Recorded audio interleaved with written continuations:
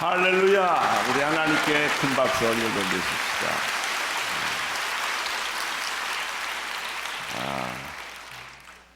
어렸을 때는 이 성탄절이 오면 가슴이 두근두근 거리고 아주 참 기쁘게 12월 달을 맞이했는데 그 기쁨이 다시 우리에게 찾아오는 것 같습니다. 주님의 성탄. 어제는 우리가 일생을 시므온과 안나처럼 살자. 시므온은 의롭고 경건하고 메시아를 기다렸던 사람, 성령이 함께 있었던 사람. 그래서 결국 눈을 감기 전에 예수님을 가슴에 품을 수 있었던 사람. 그렇습니다. 메시아를 만난 사람, 예수님을 아는 사람들은 늘 그렇게 삽니다. 자기 인생을 낭비하지 않고 소비하지 않고 값지게 경건하게 의롭게 세상 속에서 살지 않고 교회 속에서 사는 그리고 다른 사람에게 생명을 주는 삶, 은혜를 베풀어 주는 삶을 삽니다. 여러분, 우리가 지금 크리스마스 성탄절을 많이 하지만 죽을 때까지 이 땅에 거는 날까지 우울하게 살지 마세요. 항상 사랑하는 사람을 기다리듯이 또 사랑하는 사람의 손을 잡듯이 그분이 우리 손을 잡고 지뢰밭을 걸어가거든요. 마귀가 뿌려놓은 인생의 지뢰밭들. 지뢰밭은 하나님 손 붙잡으면 피해 나갈 수 있습니다. 하나님 손 붙잡고 의롭고 경건하고 메시아를 기다리고 이 메시아를 기다리는 삶, 희망을 가진 삶, 땅을 보지 않고 하늘을 보는 삶, 과거 지향적이지 않고 미래를 향해 가는 사람 달라요. 여러분, 인생은 한번 정리해야 돼요. 과거가 정리가 안 되면 그 끈앞풀이 계속 따라다닙니다. 내 발목을 딱 잡죠. 그러니까 뛰어가도 헉헉거리고 뛰어요. 히브리서 12장의 말씀처럼 무거운 것을 다 벗어버리고 마라톤 선수가 뭐 시계라도 차고 다녀요? 아니에요. 무거운 것은 일단 몸에서 다 빼고 마라톤을 하지 않습니까? 운동선수들이. 그런 것처럼 여러분의 인생의 발목을 잡고 있거나 여러분의 생각을 어지럽게 하고 있거나 여러분의 삶의 여러 가지 방해 요소들은 다 벗어버려야 돼요. 과거를 일단 정리하고 그래야 영광스러운 미래, 축복의 미래를 갈 수가 있습니다. 안나라는 할머니는 그 사람은 늘 금식했고 기도했고 성전에서 살았다고 그랬어요. 여러분, 오늘 또 교회 가냐 이러지 마시고 성전을 내 집같이 다녀야 돼요. 내 집같이. 이게 친해야 돼. 집이 왜 좋으냐? 매일 가니까, 매일 차니까, 나하고 익숙하니까 내가 살던 고향, 내 살고 있는 집이 비록 작지만 그게 위로가 되는 거, 삶의 위로. 세상에서 힘들다가도 집에 돌아오면은 그게 좋죠. 근데 어떤 사람은 세상에서 잘 살다가 집에 가면 더 힘든 사람들이 있어요. 그냥 그래서 그 집구석이라고 그러잖아요. 여러분의 집을 천국으로 만드세요. 그리고 늘 그 가슴 설레는 마음으로 사시는 것이 좋습니다. 오늘의 주제는 이 큐티 본문에서 참 잘 뽑았어요. 죽이는 왕과 살리는 왕. 이 세상엔 두 왕이 있다는 거예요. 죽이는 왕과 생명을 주는 왕, 살리는 왕이 있다는 것이죠. 오늘 성경에 보면은 죽이는 왕은 헤롯 왕이었어요. 로마 시대는 네로 왕이었어요. 죽이는 왕은 히틀러였어요. 죽이는 왕은 그 후에도 역사상에 얼마나 많이 나타나서 사람을 감옥에 집어넣고 손발을 묶어놓고 입을 꿰매고 그래서 억압을 했어요. 이건 다 그런 사람이 리더가 되었을 때는 이 세상은 지옥으로 변합니다. 도망가야 하고 탈출해야 되고 못 사니까 살기가 너무 힘드니까 이 세상에는 언제나 죽이는 왕이 있어요. 권력을 가진 왕, 사람들을 압제하는 왕, 하나님의 자녀답게 못 살게 하는 왕. 그 사람들이 언제나 역사를 지배하고 있지요. 이 죽이는 왕은 계시록에 의하면 짐승이에요. 바다에서 나오는 짐승과 땅에서 나오는 짐승. 그 짐승의 머리에는 뿔이 10개나 달려 있어요. 그리고 이 세상 면류관을 다 가지고 있어요.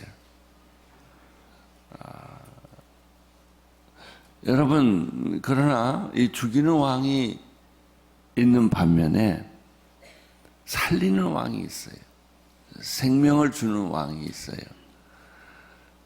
요한복음 6장 63절에 보면은 살리는 것은 영이니 육은 무익하다. 우리 신앙생활에서 뚫어야 될 몇 가지 진리가 있어요. 그것 중에 하나가 영과 육의 관계예요. 우리는 영을 잘 이해를 못해요. 영을 받지 않는 사람은 이성만 생각이 있지 영을 잘 몰라요. 하나님은 영이시니 예배하는 자가 신령과 진정으로 예배할지니라. 왜 하나님이 잘 안 느껴지는가? 영적인 존재이기 때문에 그래요. 영적인 존재의 특징은 시간이 없어요. 영적인 존재는 우리에게 시간을 만들어 주었는데 그분 자신은 시간을 초월하세요. 공간을 초월하세요. 창조란 시간과 공간을 창조한 거예요. 태초에 천지를 창조하셨다 했을 때 그때 처음으로 시간이라는 게 존재해요. 시간은 과거도 있고 현재도 있고 미래도 있고 우리는 그 직선상에 어느 한 시점이 존재하기 때문에 과거에도 얽혀매 있고 미래를 가고 싶은데 미래가 눈에 안 보이거든요. 왜? 시간 안에 우리가 살기 때문에. 또 하나 우리는 공간 안에 살아요. 이 공간을 벗어버리면 천국 가요. 그게 천국이에요. 시간과 공간이 없는 데가 천국이에요. 그러니까 천국 가서 절대 지루하다 이런 생각은 안 들어요. 왜? 시간이란 개념이 없기 때문에. 또 하나는 하나님이 시간과 공간을 만드셨을 때 시간이라는 걸 만들고 그 다음에 물질을 담을 수 있는 그게 우주예요. 우주는 무한대예요. 우리가 느끼기에 시간도 무한대죠. 우리 인생은 100년이지만 시간은 영원히 흐르는 것처럼 보여요. 그러나 여러분 창조라고 하는 것은 끝이 있듯이 심판이 있듯이 시간은 어느 시점에서 딱 시간이 멈추는 것처럼 멎어요. 배터리 빼면 시간이 안 돌아가잖아요. 지금 우리는 시간의 흐름 속에 살고 있어요. 그리고 공간 안에 있는 거예요. 내가 지금 여기 있으면 나는 미국에 있을 수 없잖아요. 나는 유럽에 있을 수 없잖아요. 왜? 공간의 제한을 받으니까. 서울서 사는 사람들은 지방에서 그 시간 동시에 살 수는 없잖아요. 예수님은 시간과 공간을 초월하신 분이세요. 그러니까 나타났다가 없어졌다가 시간 속을 막 뚫고 다니고 공간 속을 막 뚫고 다니시는 거예요. 또 한 가지 특징, 하나님이 세상을 창조하실 때는 물질을 창조하셨어요. 그 인간이에요. 인간은 다 유기요 물질인 거예요. 그런데 하나님은 영이시기 때문에 물질이 영을 이해 못해요. 아무리 머리가 천재라도 못 알아들어요. 이어령 선생님을 제가 전도할 때 한 식당에서 만나서 그분이 그런 질문을 던지시더라고요. 내가 예수가 죽었다는 것은 이해하겠는데 살았다는 건 이해하기 어렵다. 잘 해석이 안 된다는. 그렇죠. 우리는 맨날 보는 게 죽음이에요. 아버지가 죽었고 할아버지가 죽었고 내 아들이 죽었고 주변에 죽음이 얼마나 많아요. 그래서 사람은 죽음의 실존, 죽음은 금방 알아요. 이해해요. 가까워요. 누가 죽으면 애통해요. 통곡하고 눈물을 흘리고 슬퍼하고. 제가 보니까 우리나라 사람들은 죽으면 땅을 치고 울더라고요.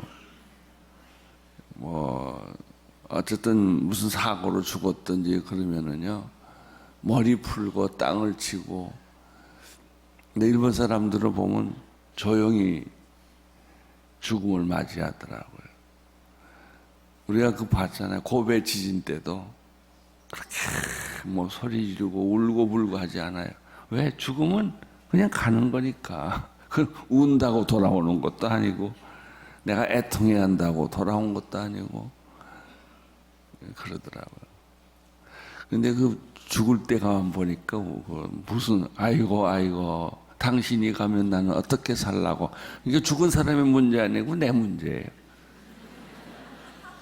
나를 어떻게 살라고 내버려두고 갔냐 이거예요. 시간, 공간. 그다음에 인간은 물질이니까 뭘 이해를 못하냐면 영을 이해를 못해요. 그러니까 물질이 영을 이해하는 거, 이걸 뚫어가는 것이 뭐냐? 기도예요. 기도하면 영이 뚫려요.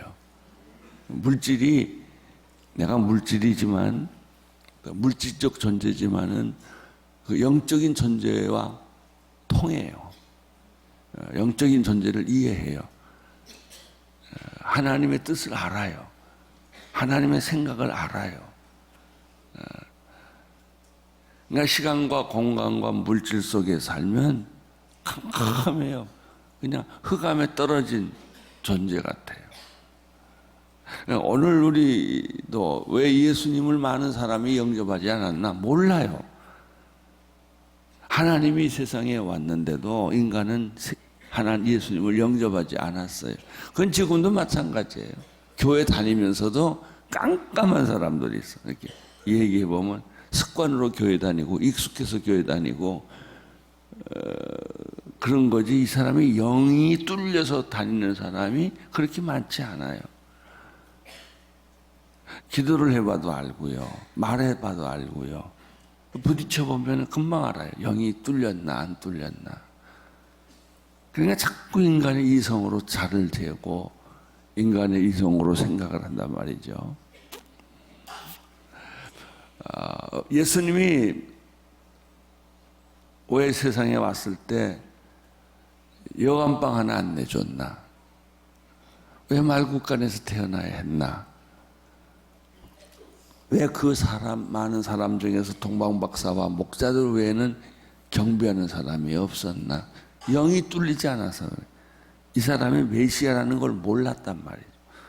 이해가 되지 않았단 말이죠. 영이 뚫린 사람은 교회 좋아합니다.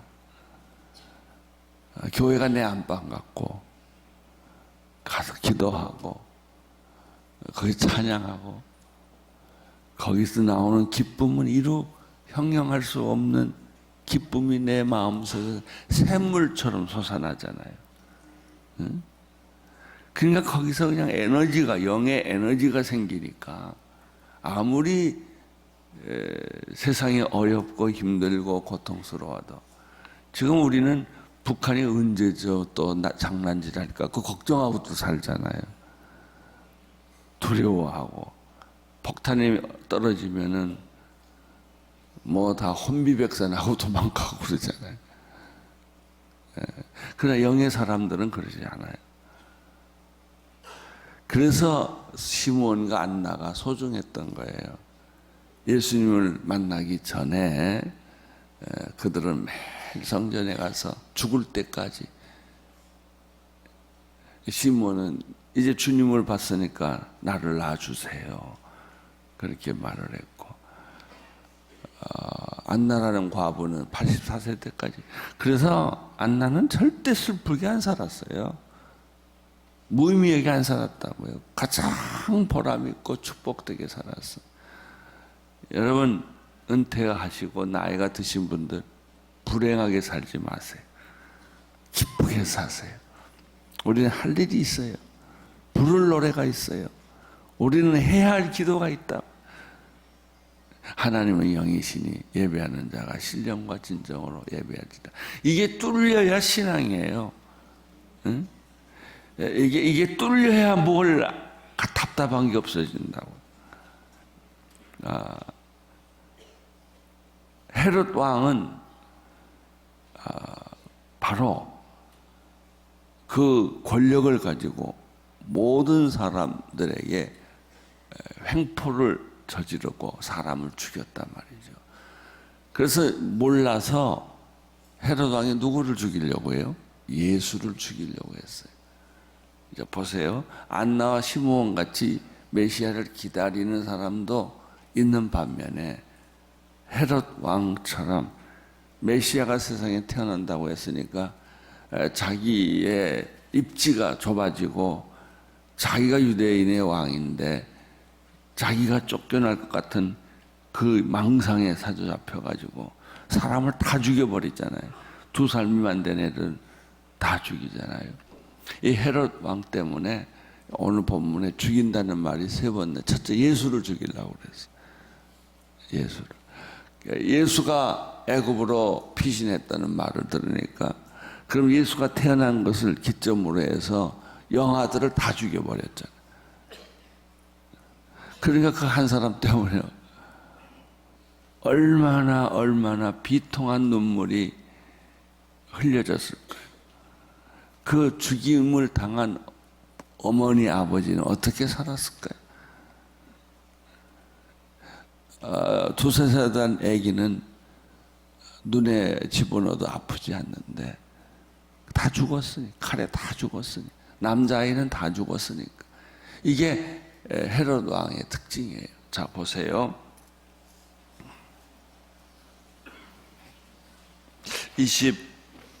13절 시작. 박사들이 떠난 후 주의 천사가 요셉에게 꿈에 나타나서 말했습니다. 일어나 가라. 어서 나귀와 그 어머니를 데리고 이집트로 피신하여 헤롯이 아기를 죽이려고 찾고 있으니 내가 말해줄 때까지 거기 있으라. 하나님은 우리를 보호해 주시는 분이에요. 위기가 오면은 막아주세요. 근데 경고를 몇 번 했는데도 못 알아듣는 사람은 위기 속에 들어가는 거예요, 그냥. 왜 여러분이 어려우세요? 하나님이 경고해 주셨어요. 여러 가지 면으로. 그러니까 경고를 왜 몰랐을까? 기도 안 하니까 모르죠. 기도 안 하는 사람들은 하나님의 경고를 못 들어요.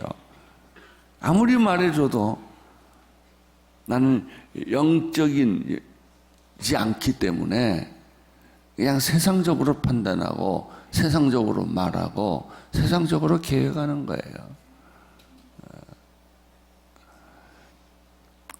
우리 6.25 때도 선배들의 얘기를 들어보면 전쟁이 터질 것을 미리 아는 성도들이 많이 있었어요. 그 사람들은 전쟁이 오겠구나 하는 걸 알았어요. 세상이 이제 이렇게 어지럽게 되겠구나 하는 것도 알죠.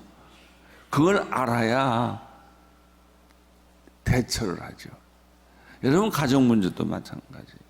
이렇게 어떤 가정 보면 아유 곧 이혼하겠네. 지금 그렇게 살면 곧 이혼해요. 그게 보여요. 근데 영이 없는 사람들은 안 보여요. 왜 이렇게 재수가 없지? 팔자가 드세지? 왜 나는 앞으로 넘어져도 코가 깨지고 뒤로 넘어져도 자꾸 깨지기만 하지? 그래요. 왜 자살은 가난한 사람들은 별로 자살 안 해요? 부유한 사람이 자살하지. 지식이 많은 사람들이 자살하죠.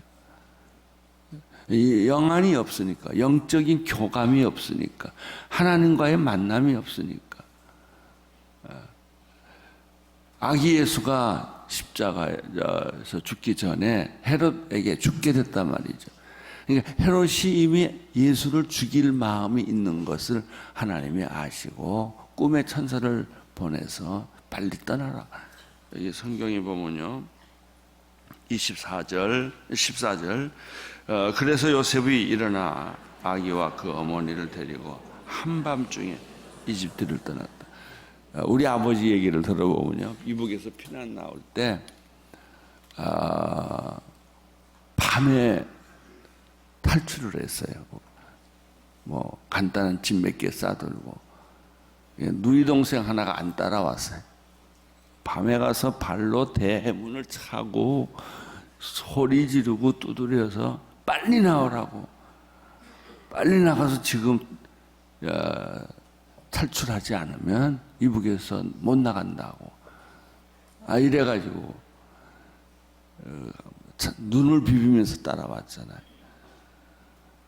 저도 그때 어렸을 때 제가 막내니까 손 붙잡고 이거 왜 떠났는지 어디로 가는지 모르지만 부모님이 가자고 그러니까 따라간 거 아니에요. 아마 요셉도 그랬을 거예요. 아기 예수를 꿈에 나타나서 빨리 떠나라. 지금 칼끝이 내 목에 와 있다. 그러니까 14절에 한밤중에 떠났다고. 한밤. 물론 한밤중에 목자들이 예수님을 찬양했지만 이 사람들은 주님의 말씀을 듣고 그 위기와 고난을 피해가는 것이죠. 헤롯이 예수를 놓쳤다는 얘기를 들었어요. 헤롯은 박사들에게 속은 것을 알고 분이 치밀었습니다. 그래서 그는 박사들에게 알아냈던 시간을 기준으로 베들레헴의 그 부근에 살고 있는 2살 이하의 사내 아이들은 모두 죽이라고 명령했어요. 갑자기 날벼락이 터진 거예요. 여러분, 예수님이 하나 태어나기 위해서 이렇게 어두운 세상의 마귀들은 날뛰고 있었던 것이죠. 여러분, 그 예수님이 세상에 오셨을 때 제일 먼저 나타난 게 누구예요? 마귀예요. 요단강에서 세례를 받고 하늘문이 열리고 성령이 임하고 하나님의 음성을 들었죠. 그리고 나왔는데 그때 성령께서 광야로 이끌어 가잖아요. 그리고 예수하고 처음 만난 게 누구예요? 마귀들이에요. 왜 그래요? 창세기 1장에 3장에 나오는 사탄이 예수님에게 아담과 이브에게 접근하기 위해서 먼저 이브에게 접근하잖아요. 그러니까는 이브는 사탄의 시험을 받고 홀라당 넘어갔어요. 그리고 남편에게까지도 유혹을 했어요. 그래서 우리의 조상이 그래서 무너진 거예요. 예수님이 둘째 아담이신 예수님이 세상에 태어났을 때 제일 먼저 광야에서 기다리고 있던 게 귀신들이에요. 사탄이에요. 그러니까 예수를 3번 시험하잖아요. 40일 금식하고 나니까 이 돌을 떡으로 만들어라. 너는 그 능력이 있지 않느냐. 그게 잘 보세요. 너 그 능력이 있다. 네가 하나님의 아들 아니냐. 십자가에 그렇게 고통스럽게 죽을 거 뭐 있냐. 이 돌을 떡으로 만들면 사람들 얼마나 놀라겠느냐. 그리고 너를 메시아로 쉽게 믿지 않겠느냐라고 유혹한 거예요.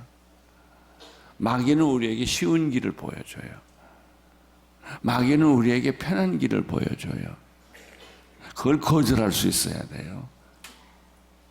그래야 믿음이 생기는 거지. 대가도 안 치르고 고생도 안 하고 거절도 안 하고 무슨 믿음이 생겨요? 생각해 보세요. 편안하게 살고 있는 사람에게 하나님 무슨 복을 주시겠어요? 고난이 있는 자에게 위로가 있는 거죠. 위기가 있는 자에게 하나님이 축복을 내려주는 것이죠. 하여튼 그래서 이 헤롯은 2살 이하의 남자아이를 다 죽여버렸잖아요. 그래서 그 예언이 나오죠.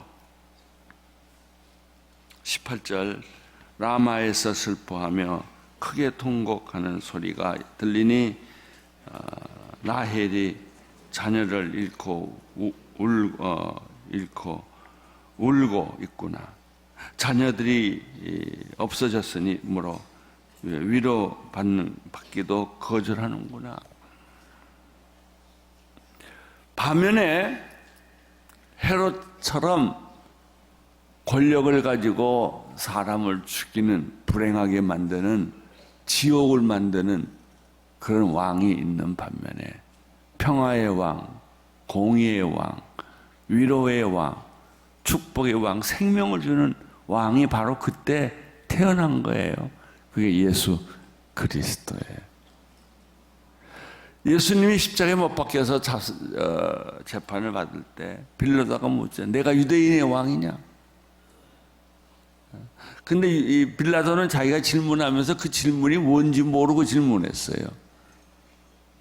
유태인들이 왜 예수가 자기가 왕이라고 말하는지를 몰라서 세상 왕을 생각한 거예요. 그러면 시저하고 부딪혀야 되잖아요. 세상의 권력하고 부딪혀야 되잖아요. 그러니까 예수님이 내가 유대인의 왕이냐? 그러니까 네 말이 맞다. 그 다음부터 말을 안 해요. 못 알아들어요. 결국은 빌라도와 유대인들 무리 제사장들과 백성들은 예수를 십자가에 못 박히잖아요. 사람 죽일 때는 이론이 없어요. 그냥 다 온 백성들이 흥민해서 예수를 십자가에 못 박으시오. 예수를 십자가에 못 박으시오. 그러니까 왜 죽어야 되는지도 모르고 그 말에 그냥 동참하는 거예요. 이게 민중이에요. 그렇게 어리석은 결정을 한 거예요. 그 사람들이요, 오병이어 때 떡 다 얻어먹은 사람들이에요. 그러나 그 사람들이 예수를 죽였단 말이죠. 여러분, 이 세상에 구주가 태어났는데 그분은 우리를 살리기 위해서 오신 분이, 우리를 살리기 위해서 자신이 죽은 거예요. 천국을 버리고 땅에 왔다면 우리가 못 갈 데가 어디 있어요? 예수님도 천국을 버리고 이 땅에 왔는데 우리는요, 조금만 낮은 데 가라 그래도 뭐 밤 못 자고 눈물 흘리고 그냥 괴로워하잖아요. 낮은 데 내려가는 연습을 좀 해야 돼요. 제가 이제 좀 오랫동안 아파 보니까 아픈 것도 연습해야 되겠더라. 낮아지는 거 연습해야 돼요. 여러분, 인기 있는 사람이 인기가 하루아침에 없어지면 비참해져요.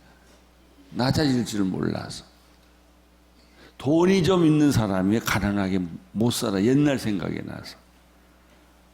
그러니까 다른 사람보다 배나 비참하게 살아요. 가난한 사람들은 어차피 뭐 가난하게 산다 이렇게 생각하면 되지만 자기가 높은 자리에 한번 올라갔다 온 사람들은 왜 내가 이렇게 됐나? 무엇이 잘못됐나? 그리고 가난에 적응하지를 못해요. 인기가 없는 것에 적응을 못해요. 사랑하는 성도 여러분, 예수님은 하늘 권세를 보좌를 버리고 이 땅에 사람처럼 오셔서 죽기까지 복종하셨어요. 마국간까지 내려왔다고요. 마구간에서 자유로운 사람은 어떤 집에서도 자유로워요. 혹시 전세살이 하거나 새방살이 하는 사람들 기죽지 말고 사세요.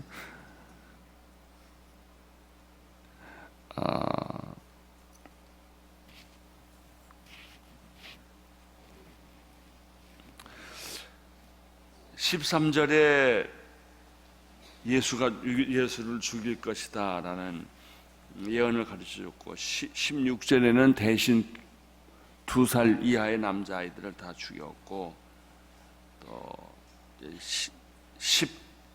19절에는 예수님이 죽음의 위기가 지나갔다. 계시록에 보면요, 죽음이 나를 피해가는구나 그런 말이 있어요. 죽고 싶어서 못 죽을 때가 있어요. 생명의 왕, 우리에게 생명을 주시는 분, 살리는 것은 영이니 여러분 살고 싶으세요? 살리는 것은 영이에요. 영, 물질이 아니에요. 약 먹는다고 사는 것도 아니고 뭐 운동 열심히 한다고 사는 거 아니에요. 운동 열심히 하다 그 다음날 죽은 사람 내가 봤어요. 심장마비로 죽은 거예요. 그냥 오늘까지도 열심히 뛰었는데. 여러분, 살리는 것은 영이에요. 우리 물질, 시간 안에 있는 것, 공간에 있는 것은 다 사라져요. 죽으면 끝이에요. 살리는 것은 영이니 육은 무익하다. 여러분, 영적인 사람이 되세요. 하나님하고 통하는 사람이 되세요. 하루에 30분이라도 하나님하고 통해야죠. 하나님하고 전화도 한번 안 해보고 그 24시간을 어떻게 사세요? 위태해서 하나님하고 늘 기도하고 영적으로 통하고 결국 그래서 때가 돼서 예수님은 어머니 아버지와 더불어 애굽에서 다시 돌아오죠. 하나님은 우리에게 위기가 오기 전에 경고하고 또 돌아갈 때를 가르쳐 주세요. 여러분, 이제 여러분 죽을 때도 하나님이 다 가르쳐 주세요. 그래서 죽음을 준비하는 거예요. 그럼 편안히 죽어요. 죽음을 모르는 사람은 죽음이 오면 뭐 암에 걸렸다든지 뭐 부도가 났다든지 그러면 뭐 인생이 다 망하는 것처럼 쩔쩔쩔쩔 매고 울고 통곡하고 그냥 사람 찾아가서 그냥 뭐 애쓰고 그러는 거죠. 그런다고 해결 안 돼요. 영적이 되세요. 영적인 사람이 되세요. 하나님하고 통하는 사람들이 되세요. 어린 양 예수 그리스도는 이렇게 태어났어요. 그리고 보호를 받았어요. 그리고 애굽으로 돌아가서 30세 때까지 거기서 사셨어요. 준비하셨어요. 여러분, 예수가 우리와 똑같은 인간이지만 기억하세요. 그분은 우리 인간과 똑같지만 인간이 아니고 하나님이세요. 그러니까 예수가 하나님이라는 관점에서 보면 성경에서 의심날 게 하나도 없어요. 죽었다 살아났다든지 바다를 위를 걸었다든지 무덤 속에서 튀어나왔다든지 이런 게 예수님에겐 아무 문제가 안 돼요. 이게 문제가 누가 되느냐? 하나님하고 안 통하는 먹통 같은 사람들. 몰라요. 몰라. 말해줘도 알아들어야지. 그러니까 성경이 재밌는 말이죠. 귀 있는 자는 들을지어다. 귀 없는 사람 못 들어요. 지금 불이 막 나고 있는데 불이야! 그 소리 질렀는데 못 들어요. 그럼 불타 죽는 거죠. 하나님의 경고를 잘 들으세요. 세상에 죽이는 왕으로 인하여 두려워하지 마세요. 여러분, 살리는 왕, 생명을 주는 왕 예수 그리스도를 위하여 여러분의 인생이 사라지기를 축원합니다.